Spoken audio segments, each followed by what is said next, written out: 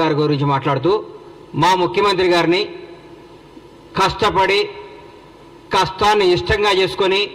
ప్రజా సమస్యను తన సమస్యగా చేసుకొని 17 ఏళ్ల సుదీర్ఘ పోరాటం చేసి ఏ వారసత్వం లేకుండా ఏ బ్యాక్గ్రౌండ్ లేకుండా ఏ చరిత్ర లేకుండా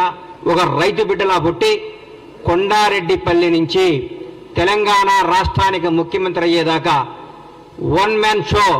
ఒకటే పోరాట యోధుడిగా తన రాజకీయ ప్రయత్నించి మీరు పెట్టిన చిత్రహింసలు మీరు పెట్టిన మానసిక క్షోభ మీరు పెట్టిన ఆఖరికి తన కన్న కూతురు పెళ్లికప్పుడు కూడా మీరు పెట్టి జైల్లో పెట్టి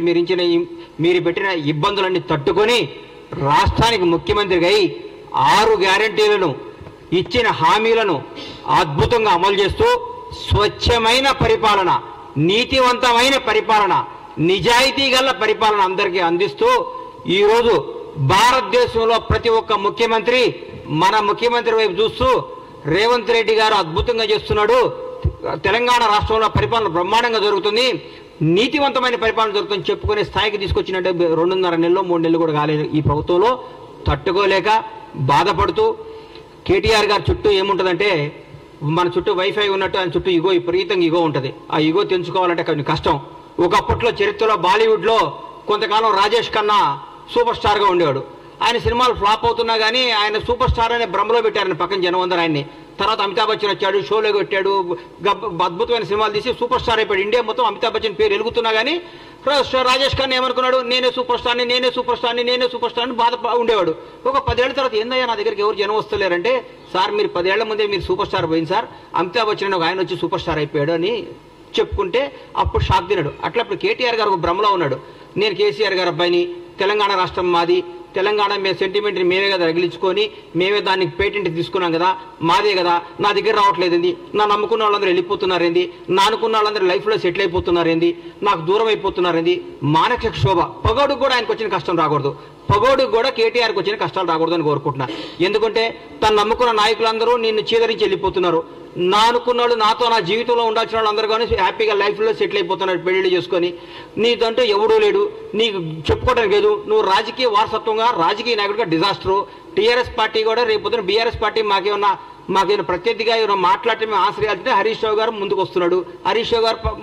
మాకు ప్రత్యర్థిగా మా ముఖ్యమంత్రి గారితో మాట్లాడటానికి ఆయన సరిపోతున్నాడు మీరు దేనికి మీ పార్టీ నాయకులే మిమ్మల్ని మీరు దేనికి పనికిరారు దేనికి పనికిరాని దద్దమ్మని మీరు మీ వాళ్ళే చెప్పుకుంటున్నారు పైగా మీరు ఎక్కడ సెక్స్ అయ్యారంటే ఒక 300-200 యూట్యూబ్ ఛానల్స్ పెట్టుకొని వాళ్ళతో ప్రత్యేకంగా తిట్టేయటం వాళ్ళని తిట్టేయటం రేవంత్ రెడ్డి గారిని తిట్టేయటం కాంగ్రెస్ వాళ్ళని తిట్టేయటం కాంగ్రెస్ తప్పులు మీ దగ్గర మీ మున్సిపల్ మంత్రిగా ఉన్న మీ ఆధీనంలో 1, 2, 3, 5వ స్థాయిలో ఉన్న బాలకృష్ణ అనేవాడిని పట్టుకుంటేనే 1000 కోట్లు 2000 కోట్లు దొరికినాయి ఆయన ఏంది ఆయన ఆఫీసర్ పేరు ఏంది మన ఔటర్ రింగ్ రోడ్డు మన కారు రేసులు ఇచ్చిన ఆయన కారు మన అరవింద్ కుమార్ గారే డైరెక్ట్గా చెప్పాడు నువ్వు కేటీఆర్ గారు ఇవ్వమంటే నేను డబ్బులు ఇచ్చాను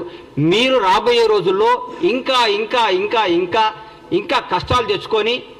మీరు చేసిన పాపాలు గడుక్కోవటమే మీ జీవితం స్మాష్ అయిపోయింది ఈ రోజు రాజకీయంగా మీరు భూస్థాపితం అయిపోయారు మీకు ఎప్పుడు రేపు పార్లమెంట్ ఎలక్షన్ వరకు మీరు ఒక్క దగ్గర కూడా పోటీ చేసే అర్హత లేదు మీరు ఫోన్ చేస్తే క్యాండిడేట్లు పారిపోతున్నారు ఒక 17 స్థానాలకు ఒక్కొక్క పేర్లు చెప్పండి సార్ మీరు పోటీ చేసేవాళ్ళు మా కాంగ్రెస్ పార్టీకి ఒక్కొక్క స్థానం నుంచి 100 మంది సీట్ల కోసం పోటీ చేస్తున్నారు 100 మంది సీట్ల కోసం ట్రై చేస్తున్నారు అది ఈరోజు మాకున్న పార్టీ మాకున్న పరిపాలన పైగా మీరు గొప్ప మాట అన్నారు మాకు 6 గ్యారెంటీ లేదు మా గవర్నమెంట్ 7 గ్యారెంటీలు ఇచ్చింది 7వ గ్యారెంటీ ఏందో చెప్తా స్వేచ్ఛ నిజాయితీగా మాట్లాడుకో ఎవడైనా స్వేచ్ఛగా మాట్లాడుకోవచ్చు ఇది మహాత్మా గాంధీ ఇచ్చిన ఫ్రీడమ్ ఆఫ్ ఇండియా స్వేచ్ఛ ఇండిపెండెన్స్ లో మేము మాట్లాడుతున్నాం అని చెప్తున్నాం మీకు జవహర్లాల్ నెహ్రూ బలపరిచిన పార్లమెంటరీ డెమోక్రసీలో ఉన్నాం మనం సర్దార్ వల్లభాయ్ పటేల్ సృష్టించిన సోవియట్ రిపబ్లిక్ అనే పదాన్ని మేము గౌరవిస్తాం అందరికంటే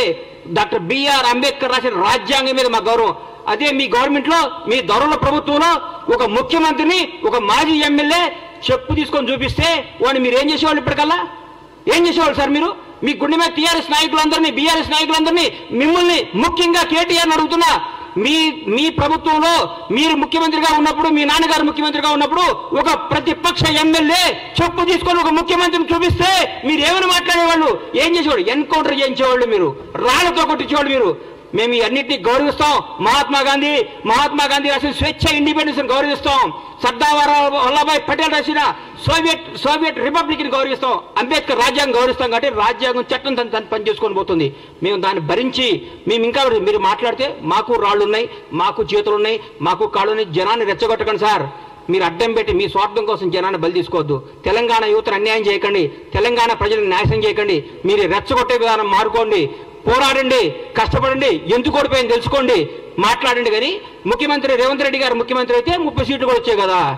మీరు ముఖ్యమంత్రి చేస్తారని భ్రమపడే 39 సీట్లు వచ్చినాయి. మమ్మల్ని భ్రమపడితేనే నిజంగా మీ నాన్నగారు మిమ్మల్ని అనౌన్స్ చేసి ఉంటే 3 సీట్లు కూడా వచ్చాయి. నువ్వు కూడా ఓడిపోయాడు కేటీఆర్ గారు, మీరు కూడా ఓడిపోయేవాడు సార్. మాకు ముఖ్యమంత్రి రేవంత్ రెడ్డి గారు ఊరికే రాలా, నాన్న పేరు చెప్పుకొని రాలా, వారసత్వంతో రాలేదు, వారసత్వం తెచ్చుకోలేదు. ఆయన పోరాడి తెచ్చుకున్నాడు సార్. ఆయన రాజ్యాంగ కాంగ్రెస్ పార్టీలో ఒక అభ్యర్థి 2 స్థానాల్లో పోటీ చేయడం మీరు విన్నారా? ఎక్కడో కర్ణాటకలో ఒకసారి సిద్ధరామయ్య గారు చేశారు ముఖ్యమంత్రిగా ఉండి. ఈరోజు తెలంగాణ రాష్ట్రంలో నాకు తెలిసి తెలంగాణ రాష్ట్రంలో ఒక పిసిసి ప్రెసిడెంట్ 2 స్థానాల్లో పోటీ చేస్తే ఆయన ముఖ్యమంత్రి కాబట్టి వేరే వాడుతాడు కదా. 5 కోట్ల ఈ 4 కోట్ల తెలంగాణ ప్రజలకు తెలిసి నిజం మీకు తెలవలేదంటే మీరు మానసికంగా ఎంత వెనకబడిపోయి ఉన్నారో నాకు అర్థమవుతుంది. తెలంగాణ ప్రజలు ఎవరు గెలిచినా టీఆర్ఎస్ పార్టీ గెలిస్తే కేటీఆర్ ముఖ్యమంత్రి అయితే అనేవాడు కాబట్టి మీరు ఓడిపోయారు.